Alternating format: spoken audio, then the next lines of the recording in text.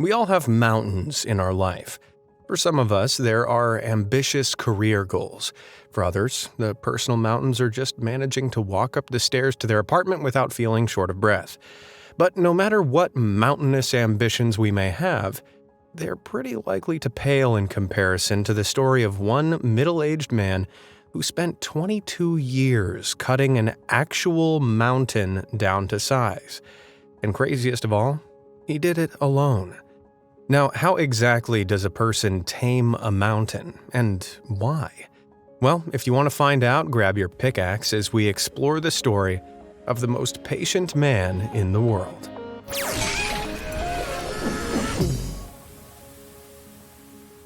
When you hear about a man who single-handedly dug through a mountain, you might assume we're talking about some kind of superhero. But the hero of this true tale is a perfectly ordinary guy with very humble beginnings.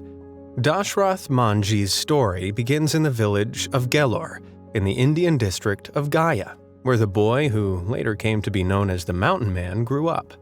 Dashrath was born in 1934 to a social group referred to in India as the Musahars, a name which, when translated, literally means rat eaters, and is derived from the community's historical position as being among India's poorest of the poor. It sounds pretty crazy to hear a man capable of moving a mountain labeled as the lowest of the low by his own countrymen, but the circumstances of a poverty-stricken life were exactly what gave Dashrath the push toward greatness. As a boy, he watched villagers trudge a narrow and treacherous path around the 300-foot-tall mountains surrounding Gelor to access water, electricity, school, and a hospital, none of which were readily accessible in the village itself. With such limited resources, Dashrath chose early on in his life to leave home and travel all the way to the city of Dhanbad to make ends meet, a 120-mile journey that took several days by foot.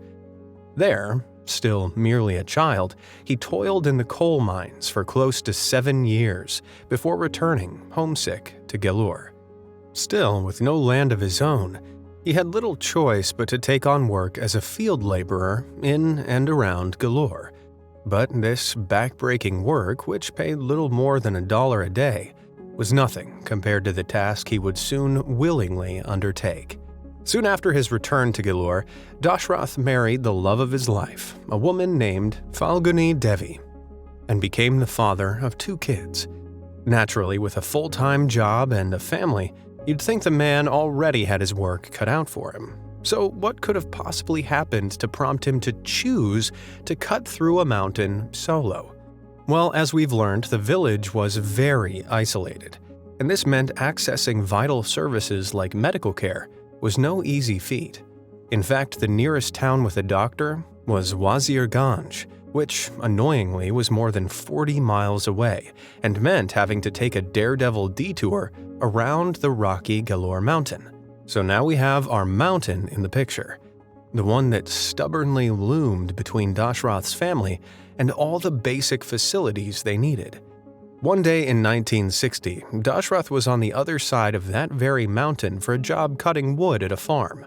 Back home in the mountain's shadow, his children entertained themselves inside their simple family abode, while Dashrath's wife, Falguni, walked the craggy mountain incline to bring him food and water. The uphill journey to her husband's location meant she had to climb, water pot balanced on her head, the insanely narrow, rocky ledges that separated their village from the farm. With no clear path and not a handrail in sight, it was a route upon which countless people had sustained injuries and worse. But despite the care Falguni took every time crossing it, tragically, it was as she was nearing the pinnacle of a craggy peak on this particular day that she slipped on loose rock and fell. As the sound of her water pot smashing echoed around the secluded ridge, there was scarcely a soul around to hear it, let alone an ambulance crew on standby. Sure enough, Dashrath soon grew worried by Falguni's no-show at the farm, and when a villager came to him to notify him that she'd been found seriously injured, his worst fears were made real. As much as Dashrath rushed to get her help, They were not even a little close to the nearest hospital. To travel to a doctor in Wazirganj in Falguni's condition, they would have to limp 40-plus miles around the mountains, a route which was extremely difficult to clamber over even in good health. But even if they have to set out for the hospital, it would have been in vain. As Dashrath watched the love of his life draw her last breath before they got a chance to try. As you'd expect, the loss of his precious wife was heartbreaking, and it wasn't the end of Dashrath's story. Overcome with grief, he considered begging the government to make a good tarmac road to avoid tragedies like this one happening again. But they had taken no steps to make one when countless people had made similar requests previously, and he knew that making the state politicians care about the well-being of people from his social class was a mountain too hard to climb. The truth of it was, Falguni's death was no different from the many other sadly forgotten lives taken in the mountain's midst. Frustrated by the lack of support he got from his friends, family, and locals of his village, he made a bold vow.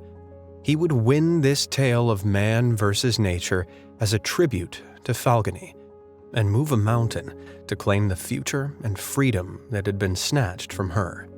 You can probably imagine how it would take a god-level amount of elbow grease to poke a hole in even a small hill, particularly using tools as basic as these, much less a decades-long fight through a mountain in the middle of nowhere. But those are exactly the types of tools and willpower Dashrath utilized for the entirety of his venture, which saw the first rock of the mountain broken in 1960.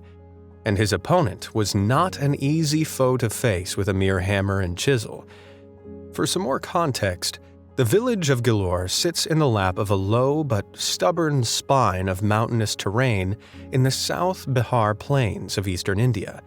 These 300-foot hilly mountains take on a narrow, triangular shape and sit in a bed of tough, metamorphic rock called quartzite. Looking up at the rocky tower each day, Dashrath understood the mountain was the only barrier between his village and the rest of the world.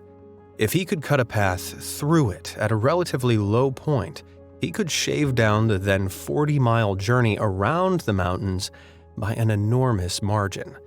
So, with all the stoicism of a man on the mission of a lifetime, no matter how impossible his fellows told him it was, he began his work one small rock at a time with a hammer and chisel that he sold 3 goats to buy.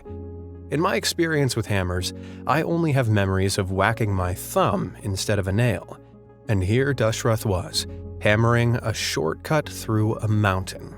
No IKEA manual required. Every morning, Dashrath got up before sunrise and plowed his neighbor's fields as his main source of income. It was the only way he could still provide for his now motherless children. No doubt already tired from the intense physical work in the morning, he would then spend hours during the day breaking away at the ridges of Gilor Mountain up until the evening. He might not have had the best tools, but that didn't stop him, and he got pretty creative with his approach. In patches where the rock was too tough to chip away by brute force alone, Dashrath burned firewood on it, then sprinkled water on the hot surface which cracked the rock, making it much easier to hack away at. But the physical difficulty was only enhanced by the ever-present sense of danger he felt in those early days. As his wife had found out the hard way, climbing the hills alone may not have been impossible, but because of how precarious the footholds up the mountain were, it was a potentially deadly trek. For Dashrath to have spent so long hammering away at rocks that could slip beneath his feet at any time meant that every day was a serious gamble with his life. But despite the fact that his epic journey came with a risk of leaving his children orphaned, he had absolutely no intention of letting anything or anyone faze him. As you'd expect, news of Dashrath's committed task and gradual progress spread quickly in the small village. But even still, with it came absolutely no help. As the days passed into months, and then years of tireless work, battling against notorious summer heat and bitter winter chills, people started calling Dashrath a madman. Everywhere he went in his home locale, he encountered folks telling him he couldn't do it, that he was just a poor man whose labor of love was better spent earning more money to keep his family's bellies fuller than his current meager earnings could facilitate. Villagers even predicted he would surely die. Pretty harsh, if you ask me. If there's got to be an audience, at least watch the man in silence, right? But while people's suggestions that if he spent his daytime hours working for money instead, he might be able to better feed his family may have had some truth to them, Dashrath saw the bigger picture. His sights weren't simply on the temporary comfort of his family. His sights were on the greater good of the future of his community, and of making sure no one had to lose a loved one again in the same way he had done. So, he kept going. Day in, day out, breaking down the colossal barrier to ease access to doctors, schools, and work. As years passed, people began to notice a cleft on the hills and were finally inspired to donate food and replacement tools for the job. Over the course of 2 decades, the cleft grew more and more noticeable, and support continued to slowly grow. People realized Dashrath actually meant business, and that there were very real fruits to his relentless labors of starting the day early with field work and spending the rest of it with his 2 best friends, those being, of course, his hammer and chisel. Finally, in 1982, after 22 tireless years, Dashrath broke through the last piece of rock. He had just achieved something almost miraculous with grit and rock-hard resolve: the establishment of a road wide enough for emergency vehicles to travel. The crazy 43-mile death walk that had previously been locals' only option became a 360-foot-long shortcut with sides 25 feet high and 30 feet wide, all of which had been hewn down by one man. Let that sink in for a moment. For some perspective, it's believed that it took about 20 years for the Great Pyramid of Giza's 2.3 million stone blocks to be assembled in Egypt, and it's safe to say there were a lot of hands on site. Modern historians have come up with a figure of between 20,000 and 30,000 workers. Now, that's incredibly impressive. But considering one man managed to cut through a mountain range all on his own in just 22 years, you can't help wondering how impressive the pyramids built by an army of Dashrath Manjis might have been. What doesn't require speculation, however, is the fact that Dashrath's work had an astoundingly positive effect. A place where it had once, in many instances, been a death sentence to get injured, was now less than 2 hours by foot from the nearest town with a hospital. Access to ample work, facilities, supplies, and education would now be possible for generations to come. So what was everyone's reaction? Well, I'm pleased to say it was total, unrestrained gratitude. People all around immediately lavished respect upon this man who had made a path that even those from the countless small villages in the surrounding dozen miles or so and beyond could easily use. As this recognition spread, the story of how one man was able to move a mountain began to hit the local press, and then the national media. People far and wide started calling Dashrath the Mountain Man, as well as referring to him as Father or Baba, a Hindi title of respect. Before, he was an outcast, rat-eater, and madman. Now he was the hero of not just the village, but of anyone who heard his tale, in need of encouragement that they could achieve whatever they set their mind to. In fact, people grew so fond of Dashrath's story that they began to worship their newly named Baba as a figure of almost mythological standing. And really, who can blame them? There aren't many people who live a life that truly sounds like something of legend, after all. But while the mountain man's path had been carved by 1982, his drive to make things better for his village didn't stop. While his carved roadway was great, it was pretty uneven at points and totally unpaved, leaving it vulnerable to the elements. Now that his story had touched the nation, Dashrath realized that if he could win the government's ear and secure some funding, an official road could be put in place between Atri, his village, and Wazir Ganj. The foundational dirt path he built could be replaced with a permanent, paved, reinforced alternative extending out for miles to connect it directly to travel links. The journey to the government's door wasn't an easy one, but Dashrath had already proven himself to be a man of action. There are reports of multiple occasions where Dashrath attempted to get his government funding, but despite word of his good deeds spreading ever wider, not everyone was as accommodating as you might expect. The tale of one journey in particular, which likely occurred in the early 80s, soon caught on to the public consciousness after it became apparent that Dashrath had set out to New Delhi, India's capital, where he'd hoped to speak to the then Indian Prime Minister, Indira Gandhi, directly. The nearest railway point from Dashrath's home in Gilur was Jethian Station, 6 miles away, and he'd planned to set out from here to the capital. But despite his growing reputation, money was extremely short for Dashrath, and being unable to pay for anything outside of providing for his family, he got seated on a train without a ticket.